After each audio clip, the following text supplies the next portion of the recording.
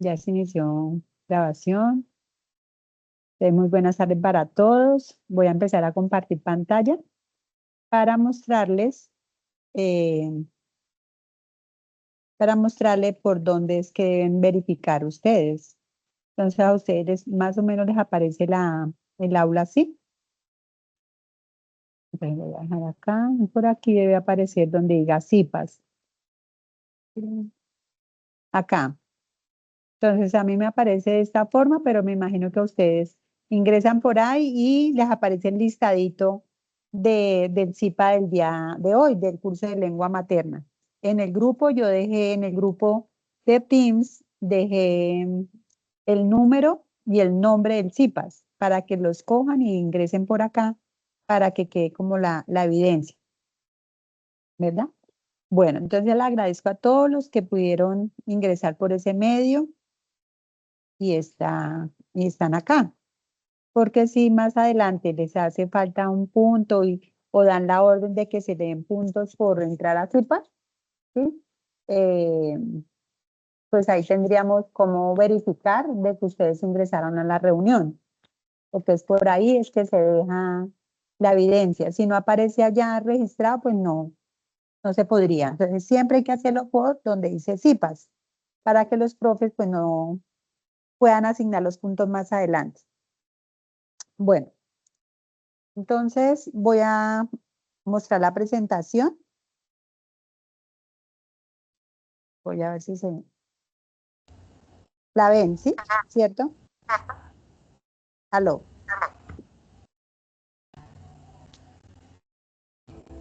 ¿Me escuchan bien?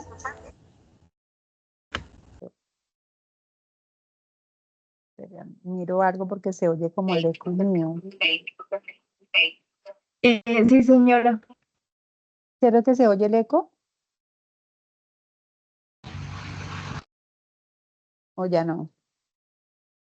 Bueno, parece que ya dejo de... Les voy a presentar.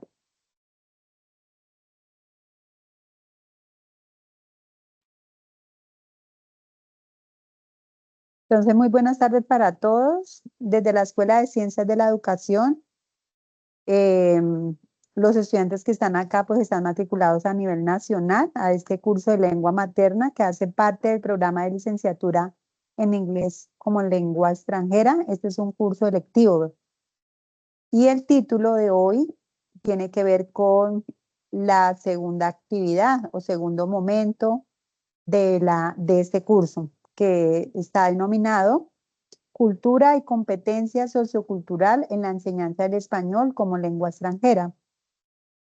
Entonces vamos a hacer énfasis en esta parte sociocultural del uso de la lengua materna, ¿cierto? El uso de la lengua materna como tal. Bueno, entonces aquí está como el CIPAS, cómo encontrarlo. Entonces ustedes buscan por el título, que es CIPAS número 2, ¿cierto? Lengua materna. Acá es como un ejemplo que tengo del periodo pasado.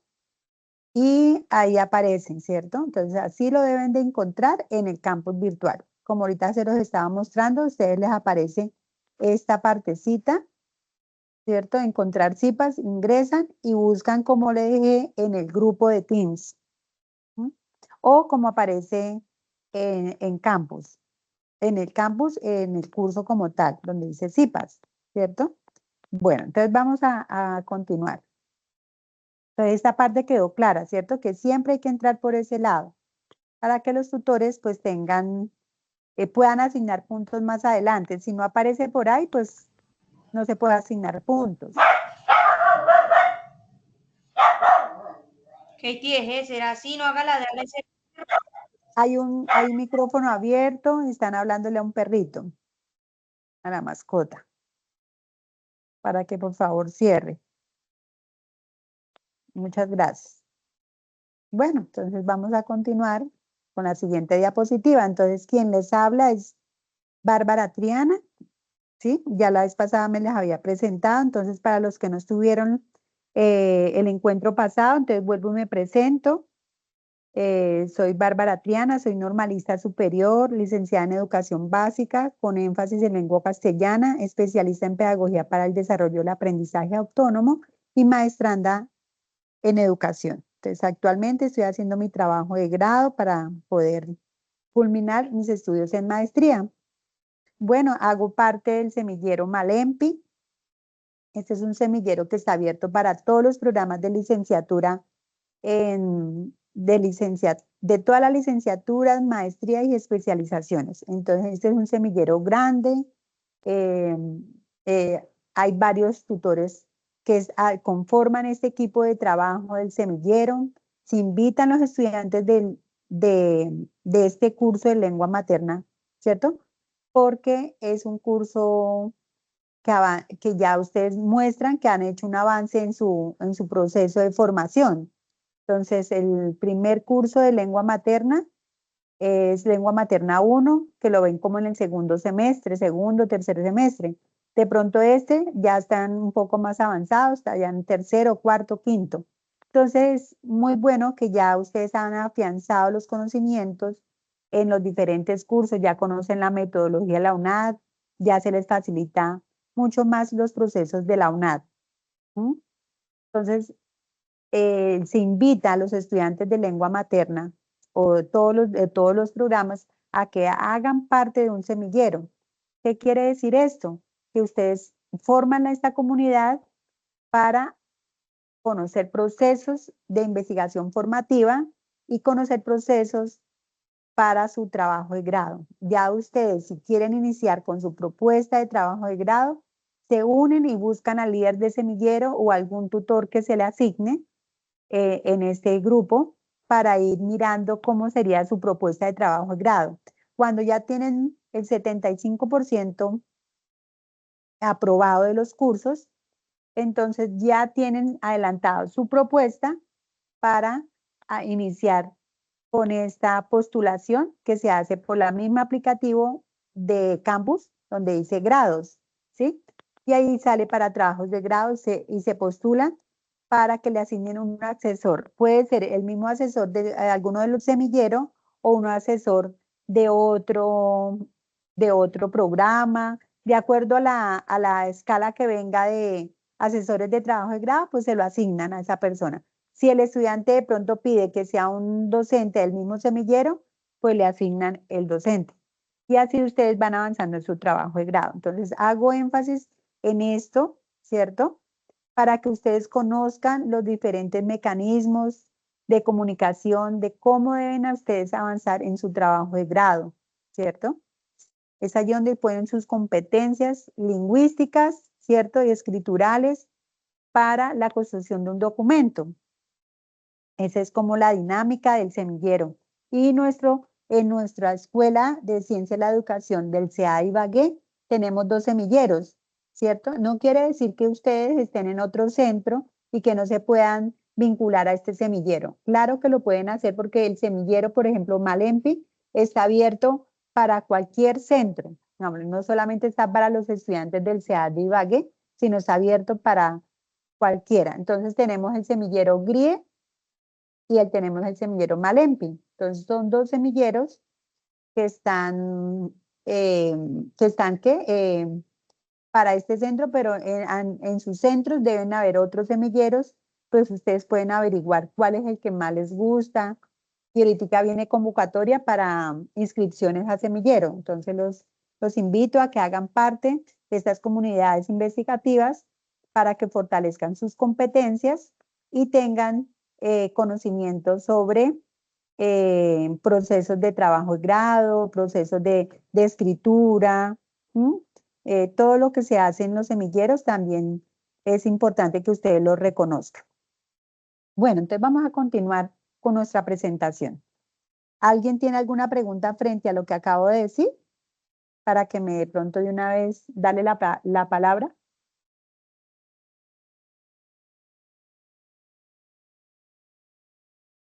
Ninguno, ¿verdad? Es que no estoy viendo mi pantalla si alguien levantó la mano. Venga, miro. Pues hay manos levantaditas, pero no sé si fue de lo anterior o es que tienen preguntas. Jamie y Lady. ¿La tienen levantada de lo que les pregunté? ¿Se han ingresado por el aplicativo de CIPAS o es que tienen preguntas frente al proceso de lo del semillero? Te le doy la palabra a Jamie.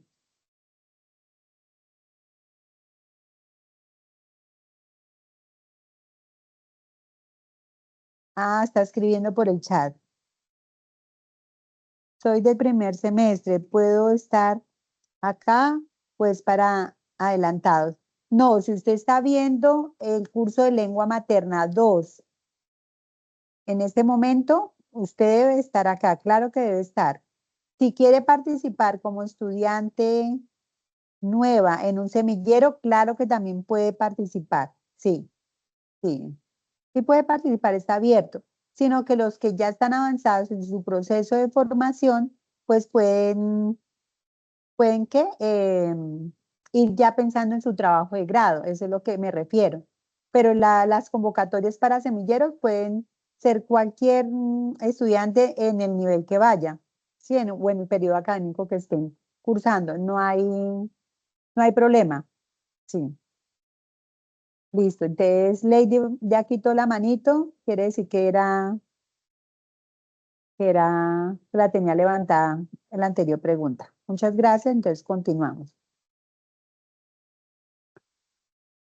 Bueno, entonces ahora ingresamos a la siguiente diapositiva. Entonces, para los que no conocen los datos generales del curso, entonces el curso se llama Lengua Materna, número de créditos que otorga el curso son 2, número de horas 96 horas. ¿Qué quiere decir 96 horas? Como son 2 créditos, cada crédito tiene una intensidad horaria de 48 horas. Entonces esas 48 horas por 2 serían 96. Ese es 96 horas de estudio durante las 16 semanas de estudio. Entonces ustedes tienen que dividir por semana cuántas horas y cuántos días van a dedicarle al curso de lengua materna. Eso es como la planeación que debe hacer un estudiante. Nivel de formación, el que ustedes están, pues están formándose como licenciados, ¿cierto? A nivel profesional.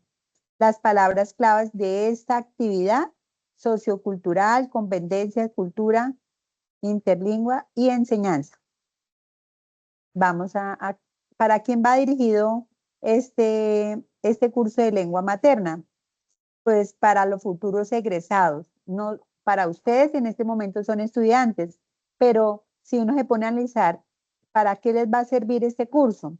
A ustedes como futuros egresados, ¿cierto? Del programa, porque ustedes deben tener un dominio propio de la lengua que enriquece su comprensión global y apreciación de diversas culturas. Facilitan las relaciones personales con los hablantes nativos y extranjeros, lo cual enriquece la vida social y personal de los estudiantes. La intencionalidad es que el futuro profesional desde su rol fortalezca la lengua materna y a través de ella contribuya al desarrollo de una mentalidad más abierta, tolerante hacia otras culturas, promoviendo la comprensión y el respeto mutuo en una sociedad multicultural. ¿Mm?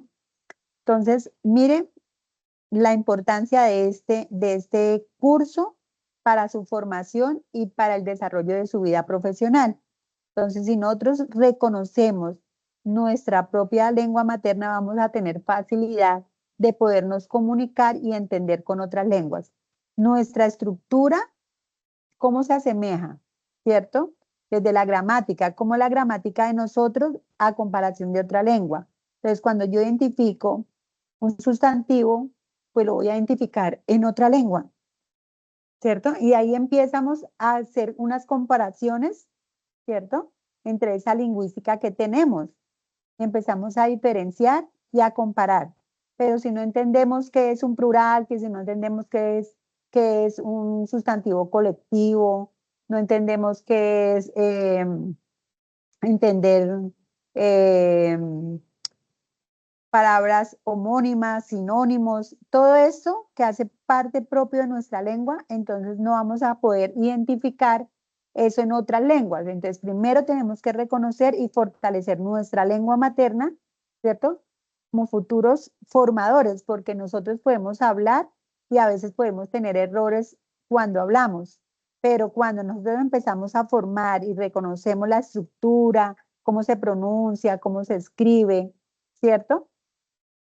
Empezamos a ver las diferentes dicciones de las personas con las que estamos y podemos aprender a enseñarles a corregir, ¿cierto? Entonces, no, que esa palabra no se dice así, se dice es así. Entonces empezamos a corregir y a entender nuestro idioma, pero si no lo practicamos, no lo estudiamos, pero no vamos a tener dominio de nuestra propia lengua. Recordemos que nosotros cuando salimos del colegio, nosotros los profes en el aula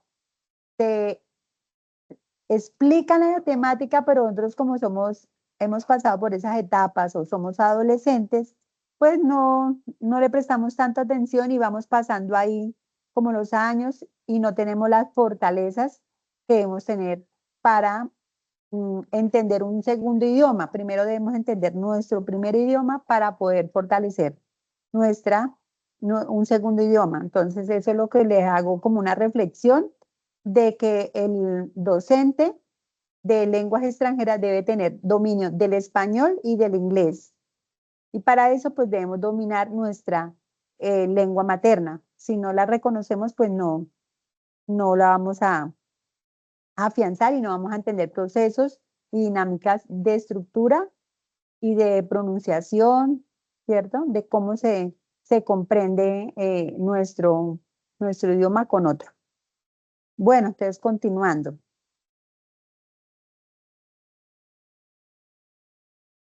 Bueno, entonces la lengua materna, entonces aquí nos vamos a presentar los conocimientos previos recomendados, que son los conceptos lingüísticos básicos, en que se las nombré en el anterior encuentro que tuvimos, ¿cierto? Hace unos días. Identificación de las competencias comunicativas, ¿cierto? Nosotros tenemos unas competencias o unas habilidades comunicativas, ¿cierto? Que es la parte de escuchar, que es una de las principales, que es la escucha, ¿sí? Después viene la observación, que es cuando leemos, tener esos sentidos de observar y mirar muy bien cómo se escribe, se conjuga un verbo, de poder leer y entender, ¿cierto? La vista nos proporciona eso, leer y analizar información, ¿cierto? Después viene la parte de habla y la parte de escribir. Entonces ahí están las 4 habilidades: leer, escuchar, hablar y escribir. Entonces sería en orden: primero escuchamos, leemos, hablamos y escribimos, ¿cierto? Porque primero entonces nosotros nos van enseñando por el oído, ¿cierto? Después observamos y empezamos a leer nuestro entorno, porque por medio de la vista leemos y empezamos a entender. La vista nos proporciona mucha información que llega a nuestro cerebro y empezamos a procesarla. ¿Mm? Entonces uno piensa que es el habla, pero entonces va como en conjunto, pero primero siempre la observación. Vamos observando los fenómenos que aparecen en nuestro entorno. Por ejemplo, si vemos una nube y vamos mirando, entonces ya sabemos, ¿cierto?, que va a llover. Entonces, ese es un fenómeno que se aparece, un signo, ¿cierto?, lingüístico que aparece y que lo vemos y de una vez lo interpretamos sin necesidad de hablarlo, lo analizamos. Después viene la parte del habla, cuando nos comunicamos, y después viene la parte del proceso escritural, que es lo último que hacemos en nuestro proceso de vida. Cuando ya llegamos a la escuela, pues ya hemos desarrollado las otras habilidades, ¿cierto? Desde nuestra familia, ¿cierto? Que es como la primera personas que nos enseñan a entender nuestra lengua materna, ¿cierto? Nosotros no venimos sino desde un aprendizaje desde casa. Ya llegamos a la escuela, al proceso de escritor. ¿Sí? Entonces ahí está como esa reflexión mientras identificación de esas competencias comunicativas. Ahora el objetivo de este encuentro es comprender la lengua materna desde su relación con la cultura, competencia sociocultural y estudios lingüísticos comparativos. Es el eje principal en el aprendizaje y la enseñanza de una lengua extranjera. Bueno, y vienen los resultados de aprendizaje, que son los mismos de la misma unidad, porque solamente se ven dos resultados de aprendizaje, que es el hacer uso flexible y efectivo del idioma con fines sociales, académicos, profesionales y perspectiva global.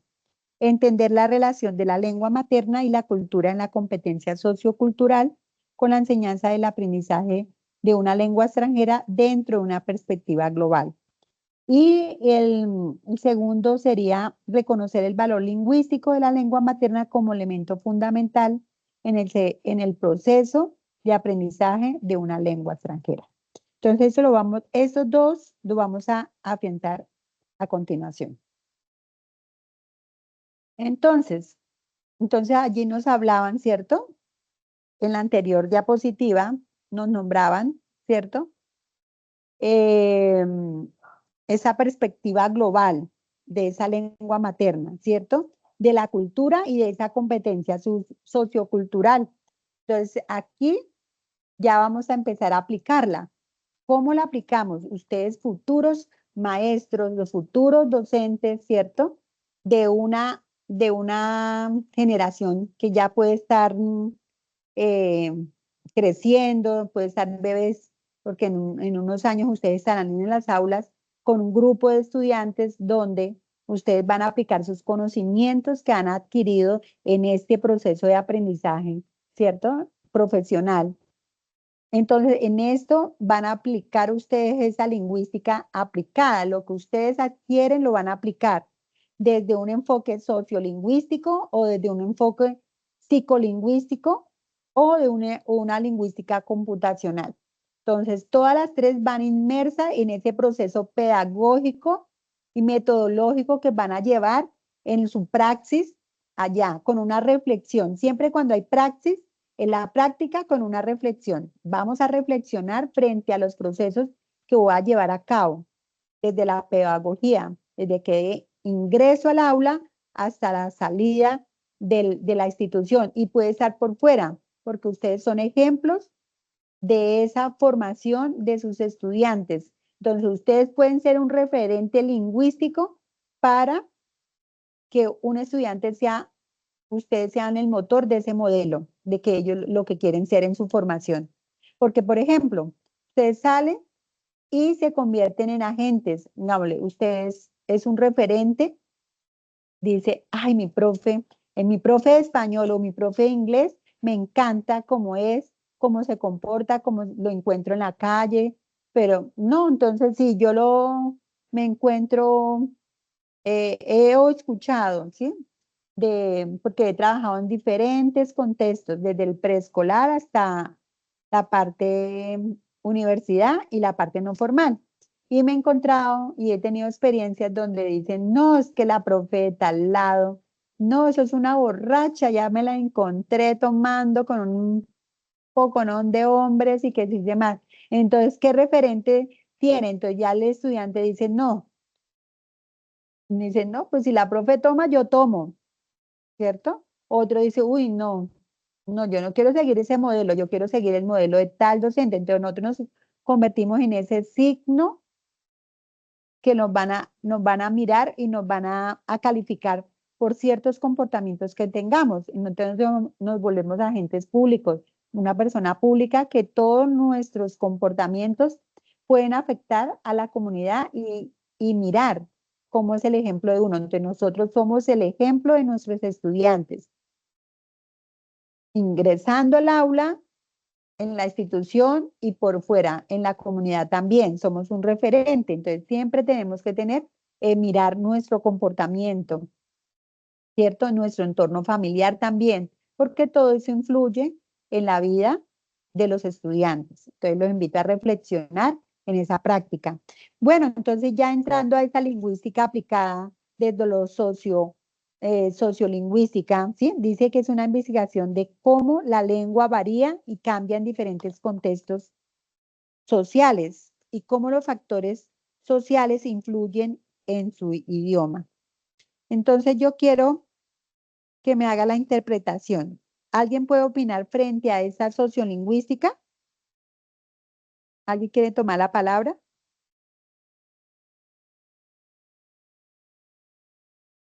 ¿Alguien quiere aportar algo? Porque esos procesos sociolingüísticos, ¿sí? Hacen el uso de variantes dialécticas, ¿sí? Que afectan la percepción social. Entonces, por ejemplo, ustedes son profes de inglés, ¿cierto? Son muy buenos. En el trabajo ustedes se dedican todo el día, digamos, a hablar inglés. Ahí viene la parte sociolingüística, ¿cierto? Entonces ustedes todo el día trabajan eh, en una empresa donde venden productos de inglés. En este momento están contratados y están trabajando no en pedagogía, sino están trabajando vendiendo productos en línea y tienen que tener clientes en inglés. Entonces ustedes todo el día están hablando en inglés, pero llega a su casa y el contexto cambia, ¿cierto? Ya hablan en español porque su comunidad o su entorno es en español. También se podría aplicar esa sociolingüística en diferentes contextos desde la lengua materna. Digamos, no, en Cúcuta pronuncian de una forma ciertas palabras, en Medellín pronuncian de otra, en Pasto en otra y en Bogotá de otra. Entonces, cuando nosotros escuchamos, ¿cierto? Escuchamos la sociedad, cómo se comunica en ese contexto, entonces ahí está el estudio, la investigación, cómo varía el contexto de nuestra lengua, nuestra lengua materna. Entonces también tenemos dentro de nuestra lengua materna, pues otros hablantes, ¿cierto? Como acá, ellos, comunidades indígenas, ¿cierto? Viven, tienen su propia lengua, pero también tienen el español, pero su propia lengua es diferente a la de nosotros, ¿cierto? Aunque tengamos el idioma español acá, pero ellos tienen su propia identidad, los identificamos, ¿cierto? Cuando pronuncian, cuando hablan, porque utilizan términos que desconocemos, pero en su propia lengua materna, estando en un país que de habla española, ¿cierto? O el castellano, no nos identificamos con esa comunidad, porque su propia lengua nativa es esa. Entonces se respeta y se empieza a reconocer los diferentes signos y dialectos de ellos. Entonces, eso es la sociolingüística. Ahora viene la psicolingüística, ¿cierto? Esos son el estudio de procesos psicológicos, neurobiológicos subyacentes a la adquisición del uso del lenguaje, incluyendo procesamiento de habla.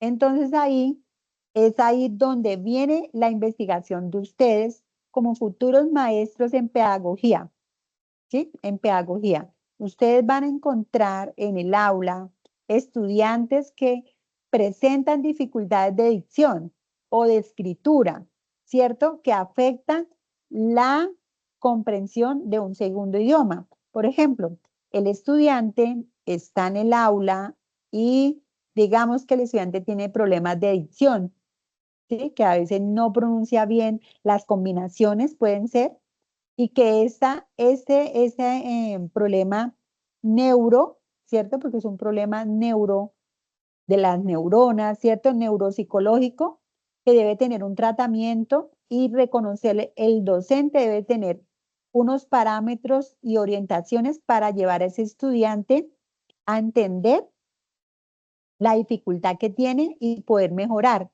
Nosotros somos como los guías de buscar el conducto regular. ¿Quién podía fortalecer ese problema que el estudiante presenta para que sea tratado por expertos?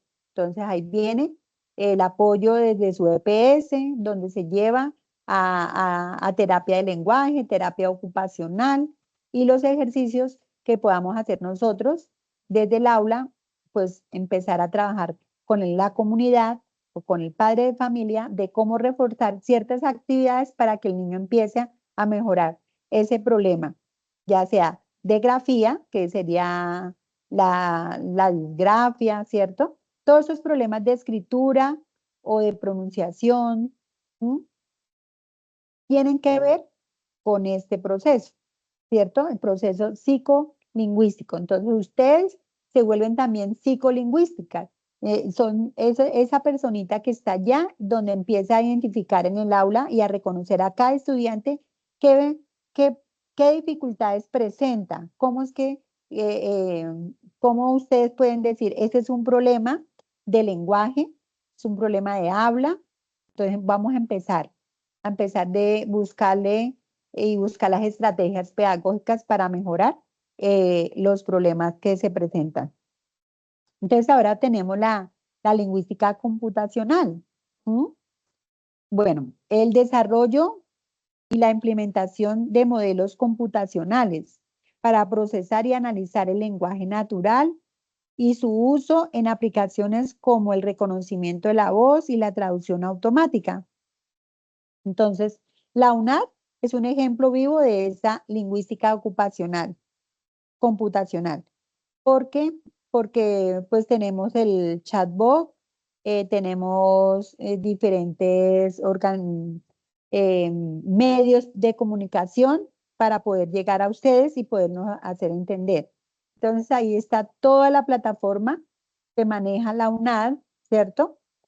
Con, con una cantidad de información y que cada vez la adaptan mejor para la interpretación y entender el mecanismo de no tener una persona directa para que me explique algo, ¿cierto? Porque cuando nosotros ingresamos por primera vez a la UNAD, entonces hacemos todo el tour y empezamos a entender cómo funcionan los cursos de la UNAD. Entonces es ahí donde empezamos a identificar, ¿cierto?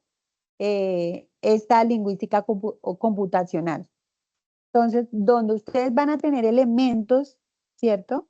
Ustedes van a tener elementos, y más con la modalidad virtual que utiliza la UNAD, para tener ustedes la capacidad de poder utilizar esta lingüística computacional para hacer la diferencia de otros docentes que se formaron en otras instituciones de educación superior que no tienen las mismas ventajas que tiene esta universidad en la parte computacional.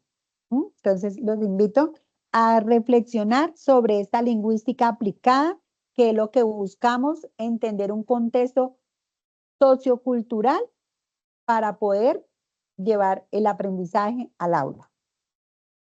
Continuamos. Bueno, pero entonces antes de pasar a esto, ¿alguien quiere hacer alguna aportación, algo, para no quedar yo solamente hablando? ¿Alguien quiere aportar algo?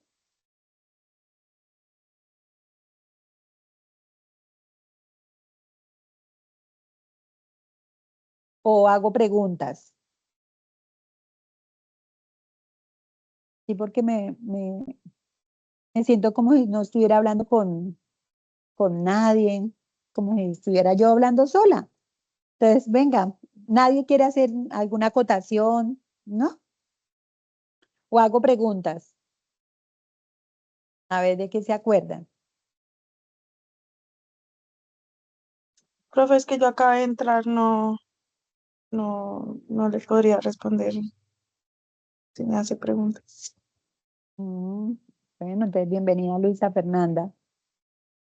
¿Quién más?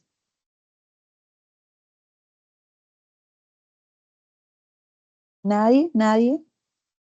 Te vimos tres de la lingüística aplicada hablamos de tres. ¿Quién me la recuerda?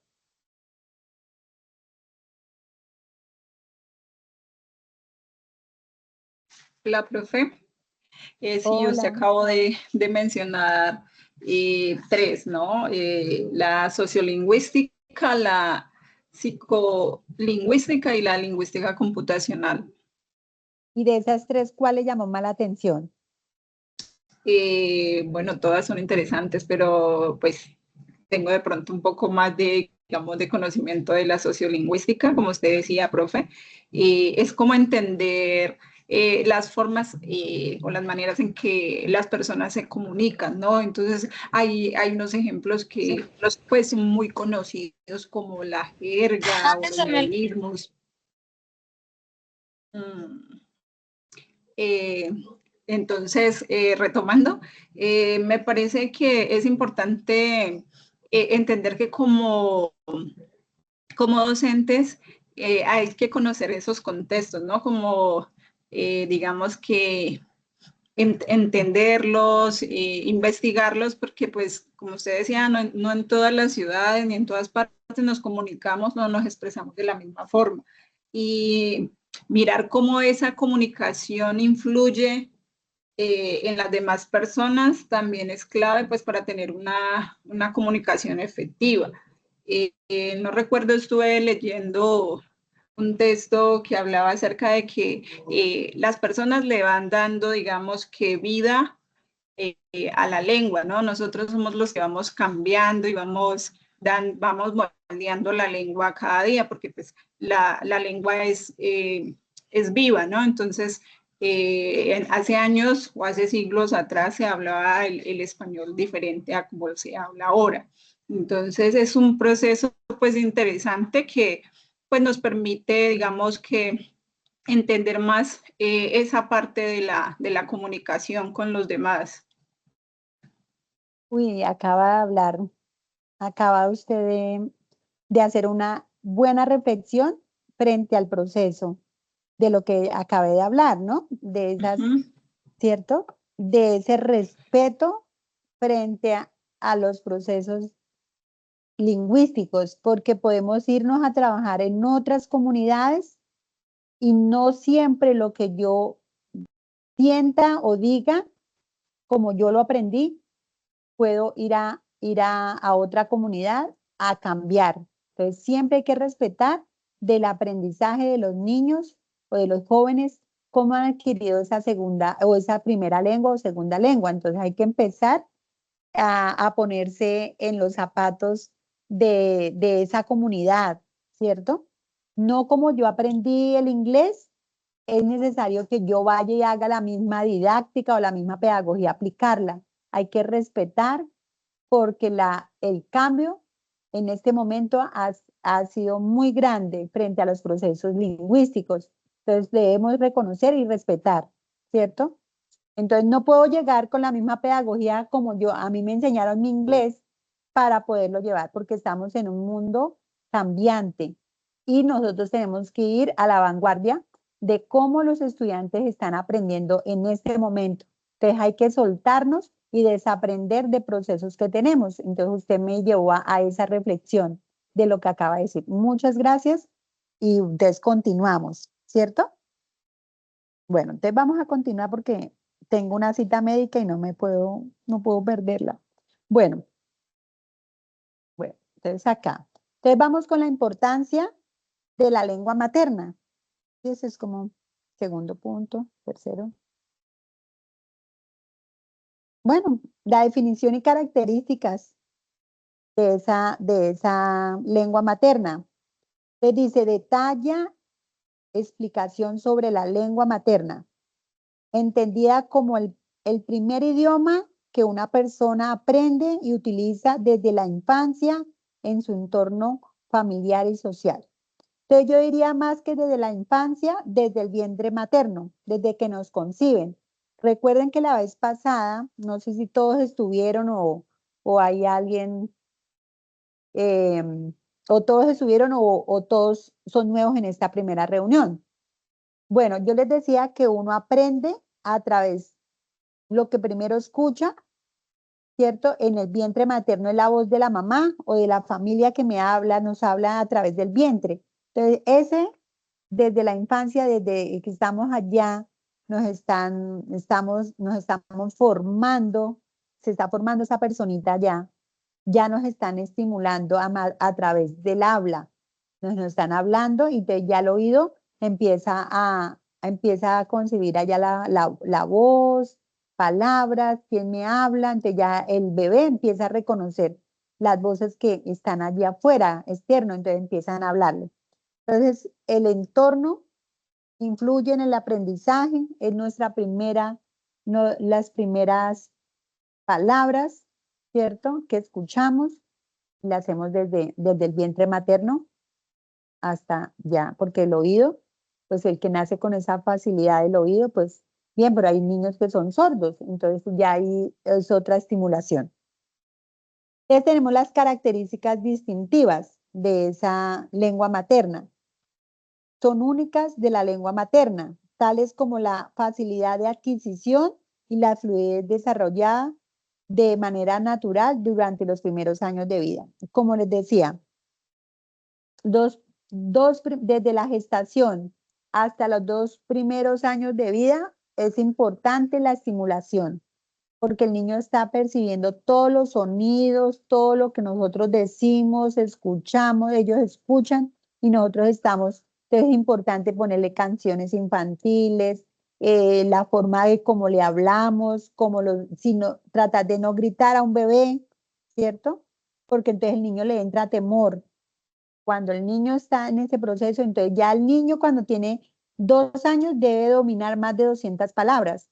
Si no las está dominando es porque ya tiene no un problema, sino que no hemos estimulado de manera adecuada al bebé para que el niño tenga esa capacidad.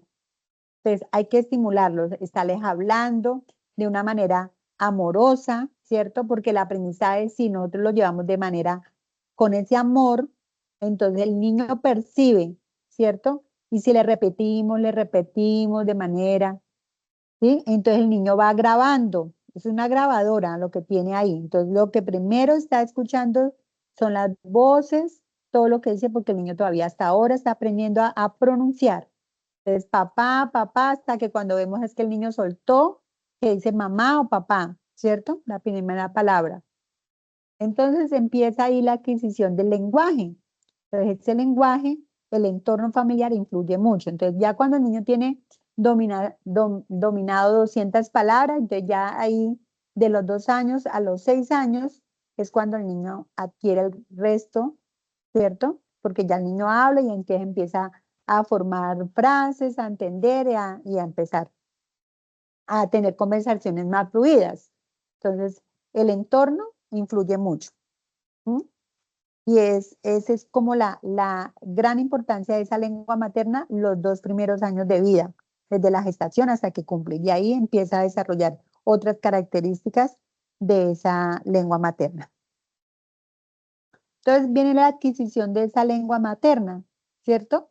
Y de esa adquisición hay expertos que han retomado ese estudio, ¿cierto? Estos estudios lingüísticos de expertos.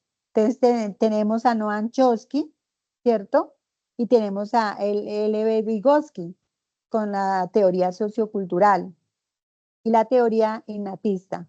Entonces, desde que lo innato, ¿cierto? Desde que nacemos, ¿cierto? Sería la única que tengamos papás bilingües y que nos estén enseñando las 2 idiomas, pues sería una estimulación mucho más fácil de entender una segunda lengua, porque hay papás pues que le enseñan al bebé, entonces hablan español, pero también tienen un contexto donde los 2 papás hablan y a veces hablan en inglés y el bebé está aprendiendo y el papá también lo estimula.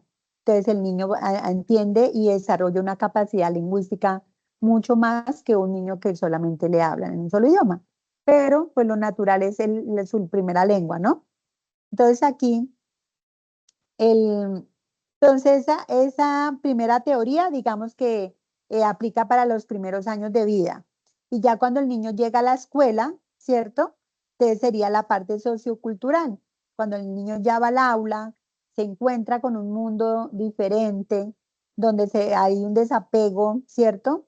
Emocional de sus papás y de sus hermanos, ya llega a encontrarse todo un mundo de diversidad, de formas de pensar, de cómo el niño dijo acá, que se encontró con un compañerito que viene de un contexto más rural, otro que viene de un contexto de más, digamos, de una región a otra. Entonces, que viene, no, que él es venezolano, entonces mire cómo lo pronuncian allí, cómo nosotros hablamos. Entonces ahí empieza el niño a analizar diferentes contextos y analizar y adquirir su lengua un poco más estructurada y hacer como análisis también. Esas es como las teorías más relevantes que les quise traer para que lo tengan en cuenta, ¿sí? De cómo la cultura, ¿sí? Sociocultural y la teoría innatista se adquiere esa segunda lengua. Son estudios de expertos donde se han hecho estudios de trabajo de campo, ¿sí? De un estudio etnográfico, donde se hace el análisis de la forma de cómo ven el mundo ellos y cómo el niño explora su contexto. Entonces, ahí está como esas investigaciones. Y veremos los factores que influyen, factores como el entorno familiar, ¿cierto? Que es fundamental porque es los primeros personas que le hablan al bebé. La exposición a la lengua y las interacciones sociales son las cruciales en una adquisición de una lengua materna. Entonces, si nosotros no interactuamos, no dejamos que el niño interactúe, tenga amiguitos, tenga su entorno educativo, ¿sí? Es un niño que va a ser un poco retraído, poco va a hablar y siempre le va a tener temor. Y fundamental, ese primer profesor que le va a enseñar el abecedario, que le va a enseñar a leer y a escribir, esos primeros profesores son fundamentales para que el niño le coja amor al castellano, ¿sí? Porque empiezan a enseñarles y si el niño de pronto hizo algo mal, le pegó un grito y entonces el niño una vez quedó traumatizado y entonces ya le coge miedo a la escritura, ya le coge miedo a hablar en público porque el profesor lo gritó, le dijo que estaba mal. No, hay que saberle llegar y tener la pedagogía del amor, ¿cierto? Que habla de Paulo Freire, que habla de esto, de la pedagogía del amor. Hay que saberle llegar al niño. Entonces, todos deberíamos manejar esa pedagogía de una pedagogía amorosa para poder enseñar. ¿Mm? No estoy refiriendo que sea amorosa y que tengo que coger el niño, darle besos y aplicarlo. No, de saber de cómo yo le voy a llegar sin necesidad de decir ni gritarlo, ni decirle cosas ofensivas delante o ridiculizar a un estudiante delante de sus compañeros, porque de una vez hacemos un bloqueo total donde el aprendizaje se pierde. ¿Mm? Bueno, entonces continuamos. Entonces viene la educación la educación en la lengua materna. Entonces, beneficios educativos y desafíos en la educación bilingüe, ¿cierto? Como ustedes que están en ese proceso bilingüe o como ustedes cuando estén en ese desafío de ir a enseñar una segunda lengua. Bueno, esos beneficios educativos en la educación en la lengua materna pueden mejorar en la comprensión y el rendimiento académico. Además, fortalece la autoestima y la identidad cultural del alumno. Entonces, es lo que les venía diciendo, esa comprensión y ese rendimiento escolar también depende de la pedagogía que maneje el docente. Si yo manejo una buena pedagogía, tengo una estructura didáctica, tengo bien preparada una clase, ¿cierto? Y un proceso, pues el niño le va a gustar su clase y va a ser como llamativa. Entonces, de acuerdo a las edades que podría llevarle, ustedes recuerden que los niños se dispersan muy rápido, ¿sí? Se distraen con facilidad. Entonces, ¿qué dinámicas tengo yo como docente para atraer la atención y que la clase no se me pierda y se me vuelva aburridora? Y vienen los desafíos de la educación bilingüe. Los desafíos incluyen la falta de recursos, la formación de docentes, la resistencia cultural, que pueden afectar la implementación efectiva de programas bilingües. Entonces, ustedes, están estudiando, entonces ustedes a veces tienen una ventaja de otras instituciones de educación superior porque ustedes manejan las competencias lingüística computacional. Porque manejan muy bien esa esta parte donde pueden buscar recursos, donde pueden buscar espacios en línea para que el estudiante pueda fortalecer esas competencias en una segunda lengua. Entonces, a veces hay profes que solamente se quedan con la parte de cuaderno y de un libro. No, toca buscar otros elementos, ¿cierto?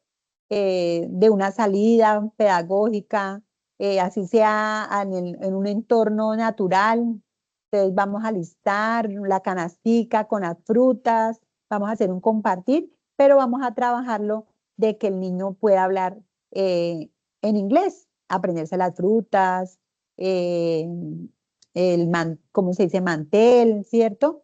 El espacio donde está, entonces empieza a ver como un entorno y dice, ay, el profesor es dinámico, nos sacó del aula, nos llevó allí. Entonces, eso se llama pedagogía del amor también, porque usted busca el bienestar del niño, de que él se sienta a gusto, no solamente el aula, estar sentado allí, el niño va a aprender, sino buscar mecanismos del aprendizaje significativo para una segunda lengua. Si no lo hacemos así, pues es difícil, porque a veces hay colegios que se casan solo con el libro y cumplen. Sí, que el libro sea una herramienta, pero que también hacer unas actividades extras diferentes para que les llame la atención y encontremos el gusto por esa segunda lengua.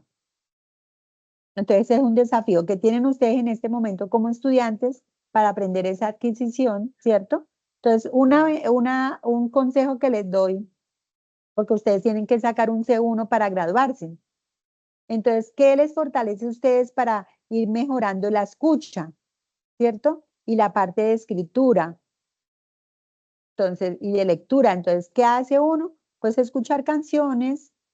Cada vez que vaya a ver una película, pues poner los subtítulos que hablen en inglés y poner subtítulos en español para ir entendiendo la pronunciación. Eso ayuda muchísimo a la adquisición de una segunda lengua. Entonces, eso no, no me lo está cobrando nadie. Yo tengo que apropiarme de estas habilidades para poder obtener ese certificado internacional que debo tener, un C1 para poderme graduar. Entonces, vayamos mirando de cómo yo tengo ese desafío bilingüe y cómo lo puedo fortalecer. Entonces, hay que educarnos a partir de una segunda lengua y buscar mecanismos que nos ayuden, ¿cierto? Para fortalecer. Entonces, la lengua materna y su identidad. Entonces, tenemos la cultura y la lengua materna. La lengua materna es un componente esencial de la identidad cultural, ya que transmite valores, tradiciones y la herencia cultural de una comunidad. Entonces, ¿sí ve? Entonces, esa cultura la debemos respetar, lo que hablaba la estudiante hace un rato, de esos valores que tienen, de esas tradiciones que se tienen, de esa herencia cultural, no la podemos de ir a quitarla, de decir, no, es que usted tiene que aprender este idioma porque es que este es el más, no. Entonces tenemos que respetar nuestra identidad, sus formas de aprender, sus formas de ver el mundo. ¿Mm? Y la preservación del idioma.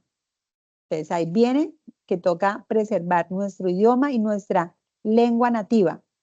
La preservación del idioma es crucial para evitar su extinción y mantener la diversidad cultural, promoviendo el uso de en distintas esferas sociales. Eh, entonces nosotros como pronunciamos, como aprendemos, entonces se respeta, ¿cierto? Y mostramos esa segunda lengua de una forma adecuada que el estudiante pueda entenderlo. Entonces, ¿cómo es que dicen tal palabra ustedes acá? Y cómo se dice en inglés. Entonces empezamos a hacer como la comparación para que ellos empiecen a tener unas conexiones entre su lengua nativa y una segunda lengua. Porque el español puede ser una segunda lengua para los grupos indígenas de Colombia. ¿Mm? Puede ser que el español se convierta para ellos en una segunda lengua. Su lengua nativa, pues de acuerdo a su grupo indígena. Y esa segunda lengua sería el español. Y si venimos a enseñar una tercera, pues es todavía mucho más complicado porque ya serían 3 lenguas que estarían afianzando el estudiantado. Y recordemos que tenemos muchas problemáticas globales donde las personas inmigrantes llegan de un pueblo a otro y tenemos que recibirlos y aceptarlos con sus condiciones y con su identidad cultural, su diversidad, ¿cierto? Las tradiciones que ellos traen. Entonces hay que empezar a mirar de cómo se les ayuda. Entonces vienen las políticas de esa lengua materna. Entonces ahí están las legislaciones nacionales que pueden establecer el uso oficial de la enseñanza de las lenguas maternas, protegiendo los derechos lingüísticos de las comunidades. Tenemos organismos internacionales como la UNESCO, ¿cierto?, que trabajan en la promoción y promoción de lenguas maternas de todo el mundo, fomentando políticas del multilingüismo.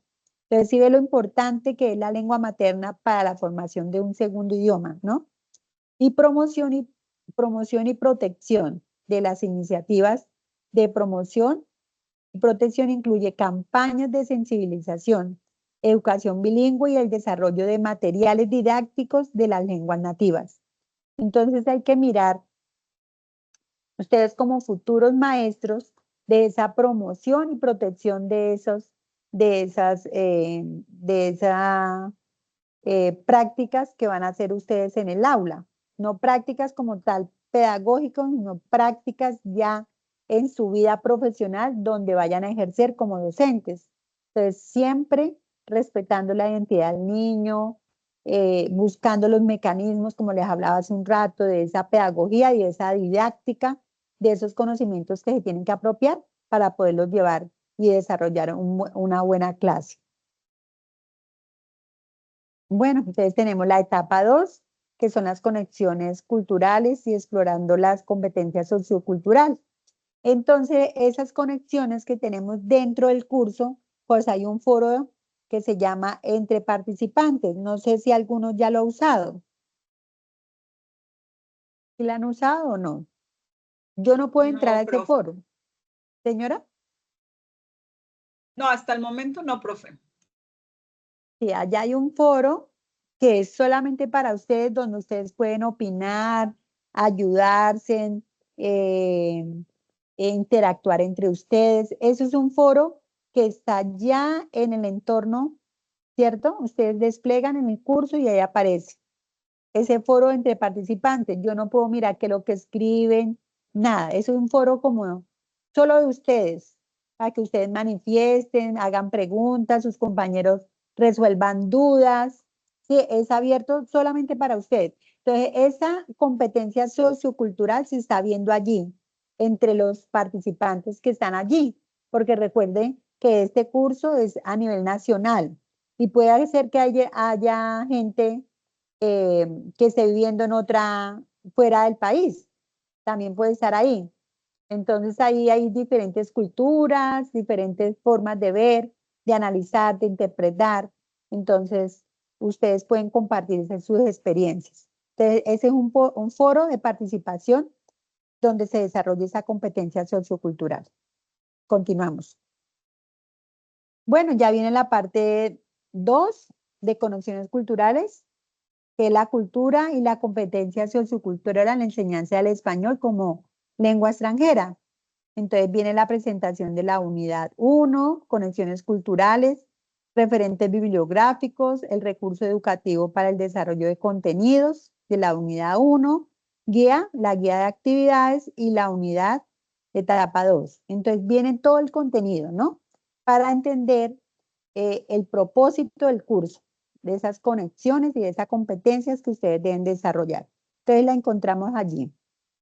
Entonces ya viene la guía didáctica, ¿cierto? La guía de actividades que se desarrolló, que la creó la profe Linda, ¿cierto? Que ella era, Linda Rengifo, era la directora de curso. En este momento soy yo ahora la directora de curso, pero quien diseñó el curso fue Linda, porque en su momento ella era la directora de curso. Ahora pasó, pues mi perfil es en esta área y ella es profesora en preescolar, entonces por eso cambiaron los perfiles. Entonces ella se centra en la lectura, ¿cierto? En las lecturas que se comparten en esa unidad 1 y 2, El cuadro, después viene un cuadro sinóptico, que es un cuadro donde ustedes lo hacen para ustedes mismos, no para compartírmelo a mí ni revisarlo. Recuerde que el curso solamente se desarrolla con cuestionarios, solo con cuestionarios. Viene el OVA para entender esa competencia, ¿cierto? Y viene la autoevaluación y evaluación. Entonces, siempre me van a preguntar, y profe, ¿cómo hago la autoevaluación? No, la autoevaluación es como la reflexión de ese proceso que yo hice, esa segunda unidad. Entonces, esa autorreflexión me la hago yo misma. ¿Cuántas notas saqué? ¿Será que sí hice el cuadro sinóptico? ¿Sí hice el proceso de lectura? Entonces, analicemos para ver cómo nos va en el cuestionario. Ningún estudiante en este momento me ha dicho, profe, habilíteme la prueba porque la perdí. Tuvieron 2 intentos, les habilité a los estudiantes que no presentaron para hacer esa prueba por tiempo, porque no habían entrado al curso, porque hay muchos que nunca han ingresado, entonces eso me preocupa. Entonces les escribí, a algunos les escribí por WhatsApp, busqué el número y tengo ahí como la evidencia que les he escrito. Y les habilité el cuestionario 2 días más. Y nadie más me ha escrito por correo interno diciéndome que quieren presentar la evaluación porque les fue mal o porque no la presentó. No. Entonces ahí está como la dinámica del curso para que ustedes la analicen y la entiendan, ¿cierto? En esa parte, quedó clara esta parte, ¿cierto? Sí, señora. Bueno, entonces aquí en las imágenes podemos ver en el cuadro, acá donde dice cuadro sinóptico, cómo se hace un cuadro sinóptico, porque es que a veces uno dice, en otros cursos, bueno, en el curso de lengua materna 1, que es un curso obligatorio, en ese curso se dice, hago un mapa mental, no sé si ya algunos, todos pasaron por ese curso. En ese curso dice, hago un mapa mental y me hacen un cuadro sinóptico o me hacen un mapa conceptual o me hacen un mentefacto, bueno, hacen mapas diferentes al organizador gráfico que se pide. Entonces, para eso, ustedes es la autonomía, uno tiene que buscar, uno da como unas indicaciones en el foro, pero los estudiantes no leen, no miran lo que uno comparte allí en el foro o suben la información ya lo último y uno no les puede realimentar porque ya estamos sobre los 3 últimos días y esos días se satura y el tutor no va a alcanzar a revisar. Entonces lo que hace es mirar el producto final y mira pues que no tienen la estructura. Entonces para recomendarles que cuando le pidan a un organizador gráfico, pues ustedes miren cuál es la estructura y cuál es el organizador gráfico que están pidiendo. Entonces acá me están mostrando el ejemplo, ¿cierto? Que está entre el corchete grande, que es la idea general o el tema general, y ahí se dividen unos subtemas, dentro de esos subtemas se dividen otros y ahí salen otras ideas claves frente a lo que se está hablando. Es para que lo tengan en cuenta de cómo se hace un cuadro sinóptico a través de corchetes, pero que no es compartido para revisar, solamente es para su proceso de aprendizaje. Bueno, entonces aquí acá viene un ejemplo de cómo se ve el campus allá. Yo ya les habilité, venía para el último día de presentar la prueba y ya se habilitó todo. Entonces, si ustedes ya piensan que tienen las competencias, y hacen la lectura hoy o mañana y piensan que ya tienen las competencias para presentar la prueba, pues pueden ingresar y hacen la prueba y van saliendo del curso un poco más rápido, ¿sí? Pero si no, entonces hacen todo el proceso, estudian, repasan y cuando se sientan con con esas capacidades de responder, pues ingresan al curso. Pues tienen de aquí a la fecha que indica la agenda del curso. Y ya viene lo de CIPAS, que ustedes lo tienen, yo ya lo publiqué en este espacio. Espérenme, voy para allí, para Teams. Todos están en ese curso, en ese grupo, en ese chat. Acá, lengua materna, es que tengo lengua materna 1. Es este. Aquí. Ah, pero es que este es el de la reunión. Acá está. Está en este. Entonces aquí está, 249 estudiantes tengo acá incluidos. ¿Mm? Los tengo casi a todos. Entonces, no sé si los que están acá no están en este grupo. Entonces, acá yo estoy enviando la información. Acá les compartí lo que subí en el chat, ¿sí? Perdón, en el entorno de los momentos para las reuniones de CIPAS. Entonces, esta fue la primera, acá viene la segunda, que lo encuentran también en el curso. Entonces, yo le voy compartiendo cositas y les voy avisando.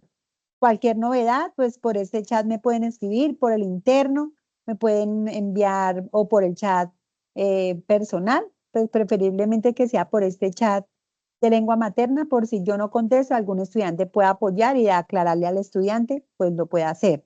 Pues como lo he visto, algunos hacen la pregunta y yo les refuerzo lo que les contesta a los demás estudiantes. Ahí yo les estoy dejando acá, mire, se compartieron un chat, qué bien, para trabajar. Entonces acá está. Entonces, los que estén ahí se pueden ayudar, mirar, utilizar el grupo. Entonces, esa imagen iría con esta. Y ya damos como por finalizada el encuentro. Y agradecerles por su atención al encuentro de hoy. Entonces, ahora paso a preguntas.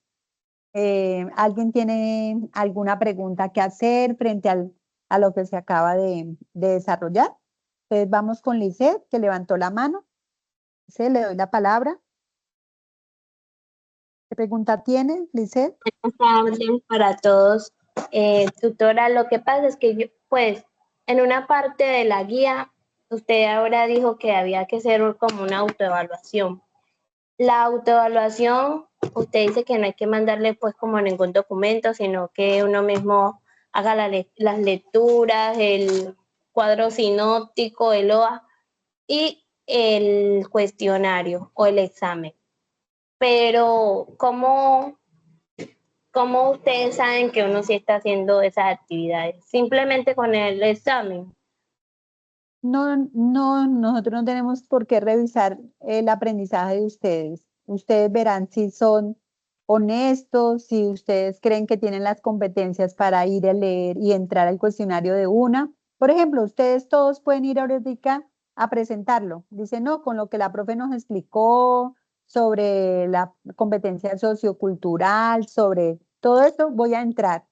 Pero realmente yo no sé cómo está estructurada las preguntas porque no las he leído. Entonces, pueda que sean de manera literal, inferencial, frente a las lecturas anteriores, no sé, entonces ustedes son autónomos.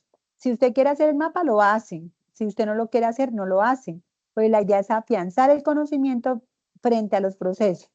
Entonces, no es de yo mostrar el cuadro sinóptico al tutor para decir que sí estudié, no, esa es la autorreflexión, por eso yo le decía el evaluarse si yo hago un buen proceso, porque ese es el propósito de la autonomía educativa, de que el propio estudiante analice su proceso frente a las actividades. Entonces, uno tiene que ser autónomo en su aprendizaje. Si usted siente que tiene las competencias para ir a presentar el examen sin haber leído, pues lo presenta y hace un primer intento. No, no lo pasé. Me voy ahora me voy a ir así a estudiar y a hacer el segundo. Y hace el segundo mirando a ver cómo le va. Esa es como la reflexión que le hago. Ese es usted mismo, mira cómo es su desarrollo y su aprendizaje.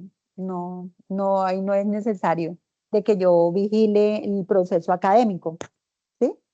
Ok, entonces solamente se le pide como colaboración cuando uno necesite aclarar algo o en caso tal pedir que si no pudo realizar la encuesta o el examen, por favor lo habilite. Eso es como para los únicos que podemos buscar, la podemos buscar o solicitar.